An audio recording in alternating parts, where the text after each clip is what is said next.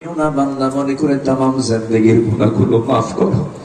আব্বা আম্মা যারা চলে গেছেন জিন্দেগির গুনাহগুলো মাফ করে দাও, কবরগুলোকে জান্নাতের টুকরা বানায়া দাও।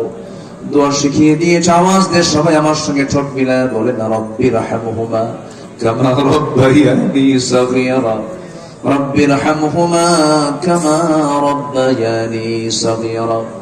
বিশেষ করে মাহফিল যারা আয়োজন করলেন, যারা কষ্ট করে আসলেন, যারা বিনিময়ে কিয়ামতের কঠিন ময়দান যেদিন কেউ কাউকে চিনবে না, এমনকি মা সন্তানকে পর্যন্ত স্বীকার করে বসবে, যেদিন মানুষ কাঁদতে কাঁদতে চোখের পানিগুলো ফুরে যাবে, চোখ থেকে রক্ত বের হওয়া শুরু হয়ে যাবে, সেই কঠিন মুসিবতের দিনে মাহফিল সবার জন্য নাজাতের মাধ্যম বানায় দিও আল্লাহ।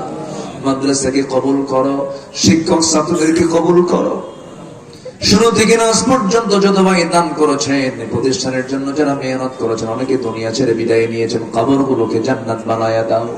যুব সমাজকে কবুল করে নাও, সভাপতি মহোদয়কে কবুল করে নাও। দুনিয়া থেকে কোন দিন বিদায় নেব জানি না, তবে যেদিন বিদায় নেব ওরে টান মেরে ঘর থেকে বের করে দেবে, টেনে হেঁচড়ে বের করে দিয়া কবরে শোয়া দেবে। 24 ঘন্টা যাবে না মাথার চুলগুলো খসে খসে পড়বে, 3 দিন যাবে না চামড়াগুলো গলে গলে পোকার পেটের খাবার হবে। মাত্র 7টা দিন পেটের নারী ভরে সব চোখ মুখ কান নাক বের হওয়া শুরু হয়ে যাবে। মাত্র 3 মাসের ব্যবধান। কবর খনন করে যদি দেখা হয় কয়েকটা হাড় ছাড়া কিছুই পাওয়া যাবে না রে। সে অন্তিম সময়ে যখন চলে আসবে, জবানে জারি করে দিও লা ইলাহা ইল্লাল্লাহু মুহাম্মাদুর রাসূলুল্লাহ। আসসালামু আলাইকুম ওয়া রাহমাতুল্লাহি ওয়া বারাকাতুহু।